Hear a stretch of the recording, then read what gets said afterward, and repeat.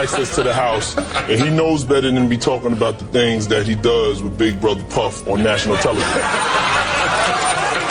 They had a recording of Meek and Diddy making love? Yeah, I don't know if it was love.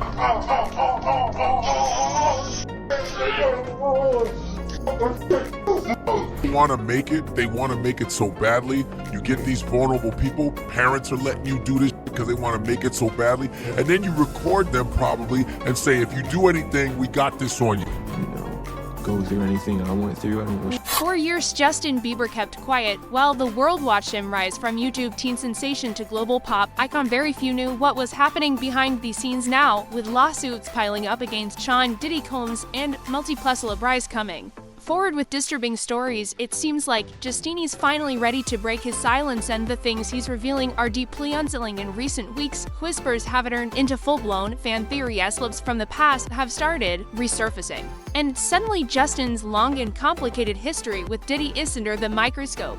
But this time it's not just about cryptic posts or uncomfortable interviews, it's about what Justin allegedly saw firsthand. He's reportedly revealing a list of rappers and celebrities that Diddy was allegedly involved with, including huge names like Usher and Meek Mill. These aren't just baseless rumors about some of these men have had their own questionable relationships with Diddy over the years, like Meek's leak. And now, everything is starting to make a lot more sense. Fans, who once brushed off odd interactions and strange party stories, are now realizing there may have been something darker going on, and he's now open-lighting about it on his socials. He recently posted a video that sparked a lot of controversy. Basically, Justin uploaded a video of him eating a slice of pizza as Diddy's Cassie took the stand, which has led fans to assume that Justin was sending a message. Prominent journalist and Pizzagate legend Liz Crokin noted, the video looks like it was taken from a surveillance camera. You know, like the cameras Diddy used to tape freak-off parties for blackmail purposes. Justin's claims suggest he was exposed to things no child should have seen. Stories about sleepovers, about being made to watch, and about the messed up power dynamics at play in Diddy's circle. For a long time, people laughed off Justin's struggles in his late teenish meltdowns, his drug use, his erratic behavior, but now there's a growing realization that what looked like a teenage rebellion may have actually been the result of real trauma, and that the craziest part is this might just be the beginning. It all started with Usher. Before he was a global superstar, Usher was just a teenager with a dream. He was discovered by music executive L.A. Reid, who immediately saw his potential and signed him to LaFace Records. But as talented as he was, breaking into the music industry wasn't just about singing. There were unspoken rules and powerful figures to impress. That's where Sean Diddy Combs came in early in his career. Usher was placed under Diddy's mentorship. I moved to New York City, and I lived with Sean Puffy Combs for a year. He was told that if he wanted to make it big, he had to learn from the mogul who ran the game, and Diddy was one of the biggest names in the business. Still in his teens, Usher packed his bags and moved in with Puffy. The idea was to train him to teach him how to move in the industry, how to build a brand, how to great. But according to Usher himself in the past interviews, what he experienced was technically a traditional mentorship. At first, it was exciting. He was around celebrities in high-energy environments, soaking up knowledge. But it didn't take long for that excitement to turn into confusion, and discomfort started. Noticing things, parties that didn't feel right, people coming and going at odd hours, of behavior that didn't match the professional image Diddy showed the world. Usher admitted that it was overwhelming. He was young and far from home, and suddenly surrounded by a lifestyle that felt more chaotic than inspiring. Over time, the mentorship faded, and Usher began to distance himself. Though he rarely talks about that period in detail, fans have long speculated that his early time with Diddy left a mark on him, and now, with all the recent allegations on Justin Bieber stepping forward to talk about his own time with Diddy, many re-examining Usher's story with fresh eyes. You see, Usher met Diddy when he was just 13 years old. Diddy became his legal guardian and produced Usher's 1994 debut album. At first, it seemed like a major opportunity, learning from someone with serious industry power, but Usher later reveled that he was exposed to a lot more than just music during those. I used to wake up and like this.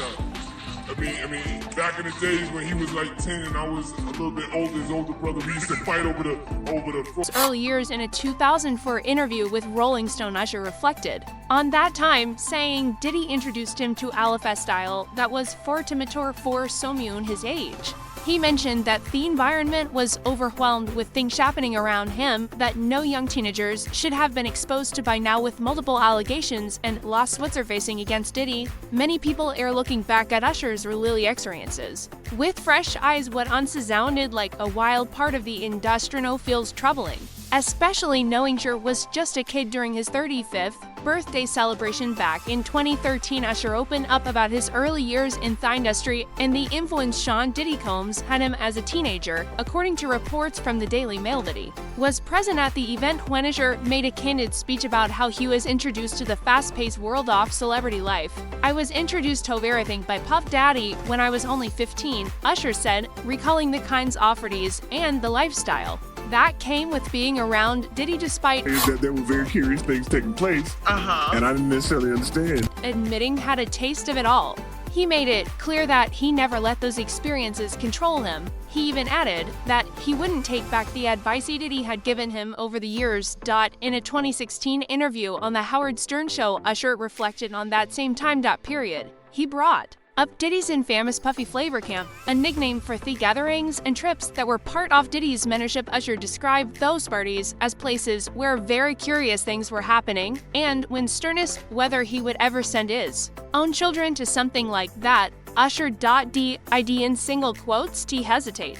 Hell no. Looking back now, in the context of the ongoing allegations surrounding Diddy and Usher's past comments feel even more important than what once seemed like wild industry stories, nor raise serious questions about what young artists were being exposed to behind closed doors. The Usher hasn't publicly said much about Diddy in recent years, and his silence has been especially noticeable ever since the wave of lawsuits and serious allegations against the Bad Pork Words founder began flooding the headlines. While other artists have distanced themselves or subtly acknowledged the situation, Usher has kept completely quiet. Not a single word. But in September 2020, for fans noticed that something strange had happened. The Usher had wiped every post from his formerly Twitter profile, all of it gone. No explanation, not for rule note, just completely blanked him line. When people started asking questions, Usher claimed he'd been hacked. Still, the timing felt too on the nose for some people to buy it. After all, this happened right around the time the fire reportedly began investigating Diddy and those in his inner circle. Natural theories started flying. Some believe Usher is staying silent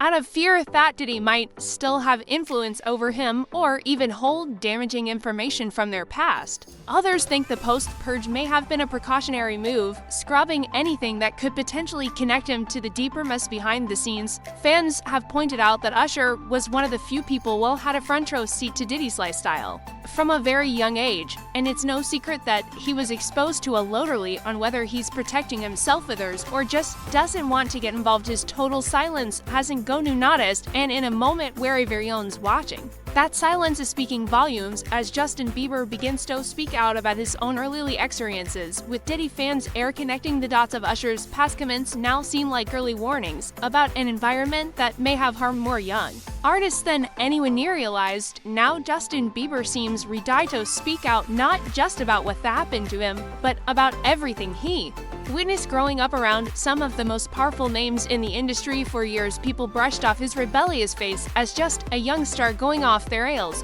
but now fans are starting to see differently. Maybe it wasn't just teen angst. Maybe it was trauma sources. Closado Justin saying he was around near the end when Diddy's parties weren't so much wild as they were, unselling he was and single quotes just being brought to events for fun. He was being shown a side of the industrino teenager should have been exposed. Tone he wasn't alone.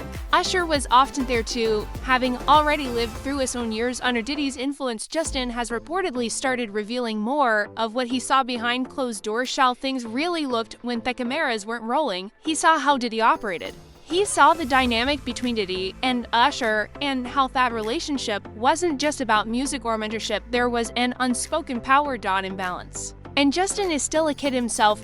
Was caught right in the middle of it, and no, after years of staying quiet, letting posts and avoiding questions, it looks like he's finally done carrying the weight of those memories alone. And while JB talks about Usher, he is also coming to the public about all the other people that got involved in one off they were Meek Mill. One of the more explosive claims in Rodney Lil Raw Jones's lawsuit against Sean Diddy Combs is buried in the footnotes. But it's made a lot of noise online. In a portion of the filing, Jones alleges that Diddy bragged about having fellow artists Meek Mill and Usher, while neither Meek nor Usher is accused of any wrongdoing in their lawsuits were essentially revealed through not so subtle footnotes, so Meek basically shut down Jones's accusations in a whole marathon of posts on X, no Twitters. New name now, he was like, no man or what would ever approach me about gay activity, and the whole place didn't get flipped. Woke up seeing this one reblog, like, they know I'm coming lol, that's classic Meek right there, always raw, unfiltered, and straight to the point in social media,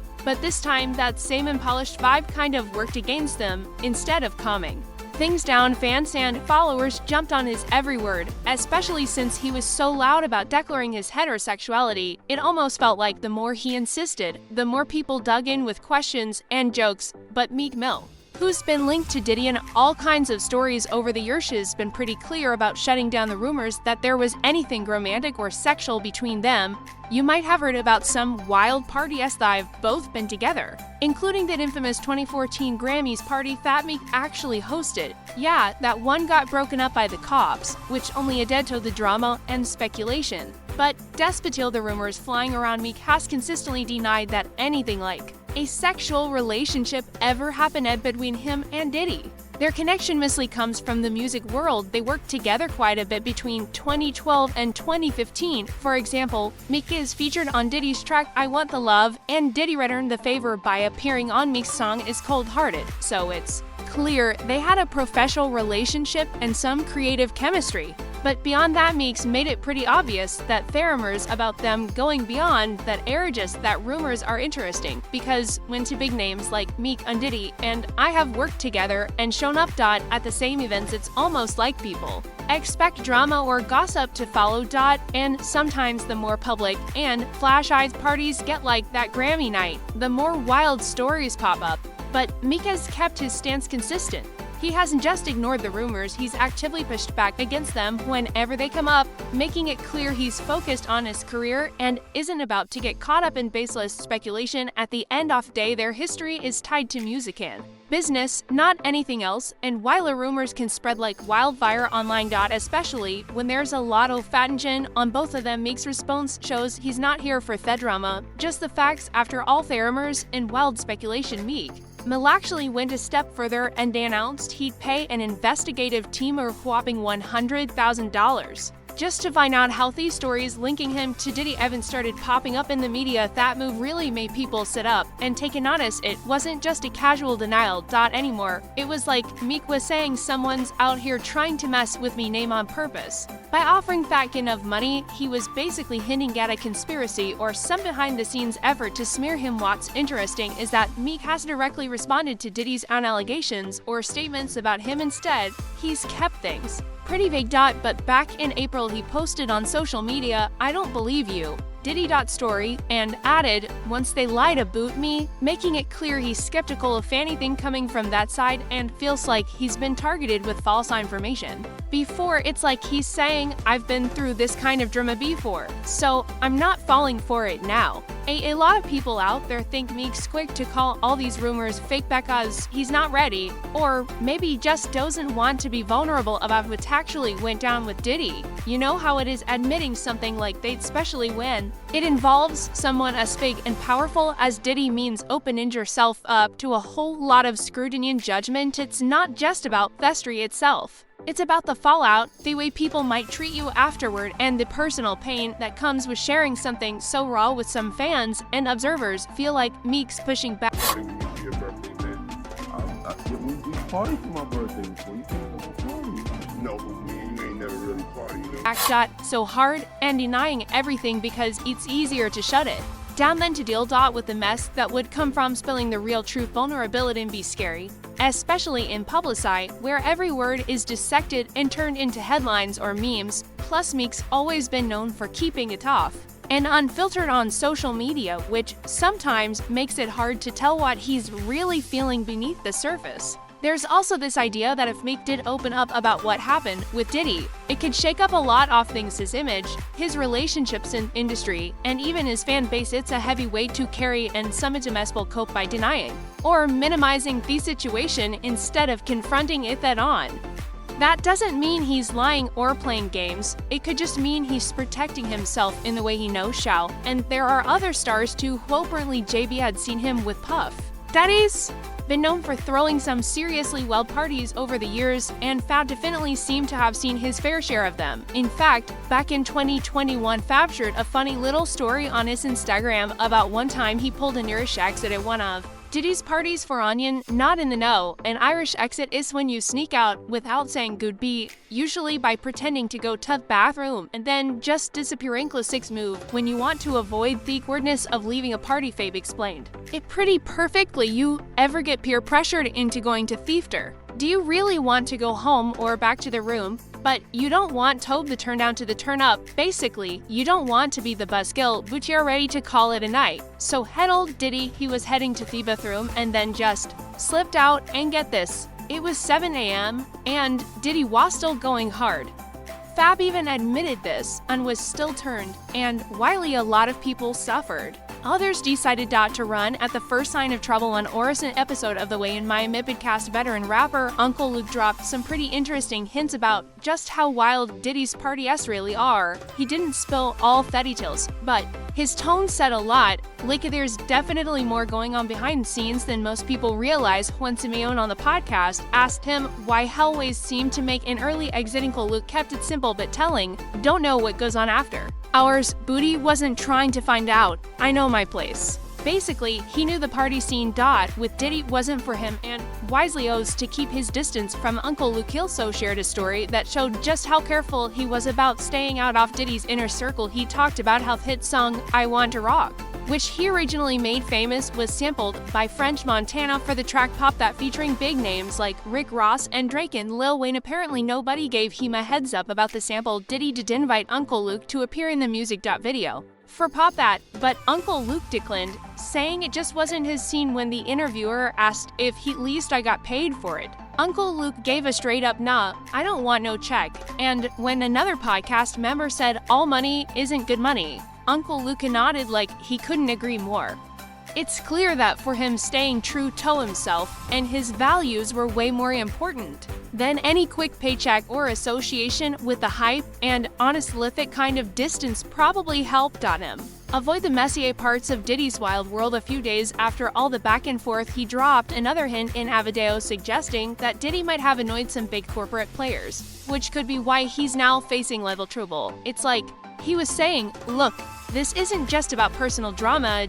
There are bigger forces at work here, and if you follow Diddy's business moves, that theory makes a bit of sense. Back in June 2023, Diddy and Diageo, the Donald Cohol company behind brands like Sir Vodka and Diane Tequila, officially ended in their partnership. Things got so heated that they almost went to court in a major legal battle. Diddy actually sued out, claiming they didn't hold up their end of the deal and failed to properly support their joint ventures. But Dio fired back hard, revealing some eyebrow-raising details. Despite pulling in close to $1 billion in profit from those brands, Diddy's own financial input into the partnership was just $1,000. That little detail made waves because it suggested there was more tension and complexity behind the scenes than what met the eye. So his suggestion that Diddy might have ruffled some feathers in the corporate world, and that's part of why the legal heat is on him, isn't totally out of left field. It paints a picture of a bigger chess game happening behind all the headlines and social media drama. Justin Bieber's Resetto fame is often talked about,